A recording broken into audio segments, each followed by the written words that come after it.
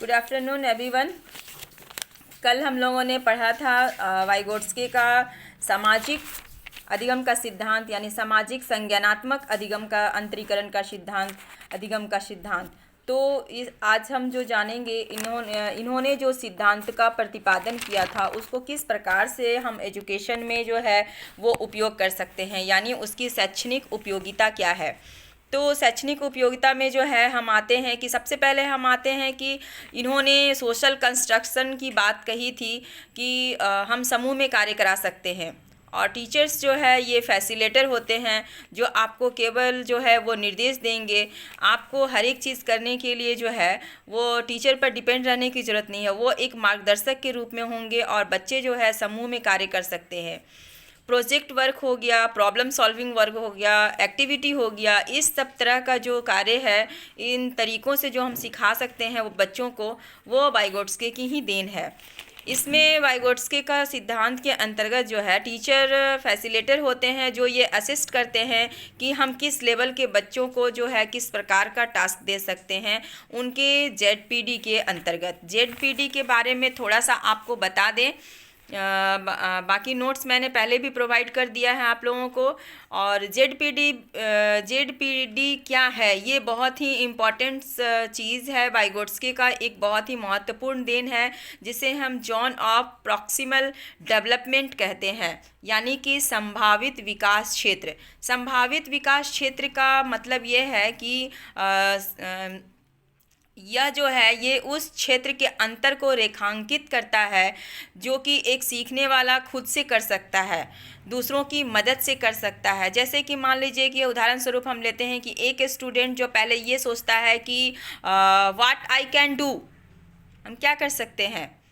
फिर second level उसका होता है कि what I can do with help, हम दूसरों की मदद से क्या कर सकते हैं। और तीसरा लेवल होता है उसका कि what I can do, what I can't do, हम क्यों नहीं कर सकते। तो इस तरह से आप देखें कि ये 3 लेवल है। पहला में ये सोचता है बच्चा कि हम क्या कर सकते हैं, दूसरा में ये सोचता है कि हम दूसरों की हेल्प लेके क्या कर सकते हैं, और तीसरे लेवल में ये सोचता है कि हम क्या नहीं कर सकते हैं। तो यही जो फ़र्क है इसी को हम लोग बोलते हैं जोन ऑफ प्रॉक्सिमल डेवलपमेंट। तो उदाहरण एक और आपको दे दे ताकि क्लियर हो जाए उसमें आप। जैसे पहली कक्षा के बच्चों को मान लीजिए कि भाषा के पीरियड है, यानी लैंग्वेज का जब क्लास चल रहा है, तो शिक्षक की मदद से क्या करते हैं, शब्द की पहली आवाज़ को पहचानना या सिखाया जाता है। आप लोग लैंग्वेज लैब भी करते हैं तो उसमें आप लोग सीखते होंगे। तो बाद में जो है उन शब्दों की पहली आवाज़ को पहचानना सीख लेने के बाद जो है उसे दोबारा से सिखलाने की आवश्यकता नहीं पड़ती है। तो यही वो चीज़ है। एक उदाहरण और आपको दे सकते हैं कि जैसे मान लीजिए कि कोई बच्चा अपने पिता के हेल्प से साइकिल चलाना सीख रहा है, और साइकिल चलाते चलाते जो है, वो ज़रूरी नहीं है कि ज़िंदगी भर उसके पिता जो है वो साइकिल को पकड़े रहेंगे और तब वो सीखते रहेगा। एक समय ऐसा आता है कि जब वो खुद चलाना सीख लेता है और तब जा कर के है जो उसको किसी की भी मदद की ज़रूरत नहीं पड़ती है। तो यही है आपका जेडपीडी, ठीक है।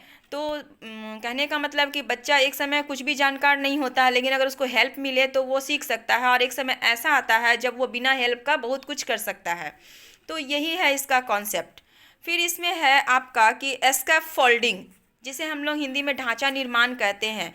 तो यह क्या है, यह जो है यह विकास के जो संभावित क्षेत्र के बारे में अभी मैंने आपसे जिक्र किया, ये उसी से संबंधित है। यह एक तकनीक है जिसकी सहायता से जो है हम लेवल में परिवर्तन करते हैं, यानी बच्चे क्या सीखे हैं, क्या नहीं सीख रहे हैं, कितना लेवल स्तर है उनका, उसमें क्या परिवर्तन हुआ, उसका वो हमें ढांचा निर्माण बताता है। कहने का अर्थ यह है कि टीचर्स या फिर कोई अन्य बुद्धिजीवी सहयोगी जिस बच्चे को हेल्प करते हैं तो वो हमेशा हेल्प करते नहीं रह जाते हैं। तो बच्चे की कार्य क्षमता और अभ्यास जो है वह घटता बढ़ता रहता है, तो उसके अनुसार निर्देशन भी हमको उसी अनुसार देना चाहिए। यानी ये नहीं है कि निर्देश दे रहे हैं तो देते ही रहें, ये ज़रूरी नहीं पड़ता। आपकी निर्देश देने की भी जो लेवल है वो धीरे धीरे कम होती है। तो इस प्रकार से जो है हम देखते हैं कि पीयर ग्रुप में पढ़ाना, प्रोजेक्ट वर्क में पढ़ाना, एक्टिविटी कराना, प्रॉब्लम सॉल्विंग वर्क जो होता है, फैसिलिटेटर जो होता है, ये सारा जो है ये हमारे वाइगोट्स्की के सिद्धांत के अकॉर्डिंग शैक्षणिक में, शिक्षा जगत में हम इसको उपयोग कर सकते हैं। तो मुझे लगता है कि आप लोगों को समझने में आसानी हुई होगी, और अगर कहीं प्रॉब्लम है तो फिर आप हमसे डायरेक्ट कंसल्ट कर सकते हैं कि आपको कहाँ समझ में नहीं आया। एक आपको जो है, मैं इसका एग्जांपल आपको दिखाती हूँ, ज़रा ध्यान से देखिएगा।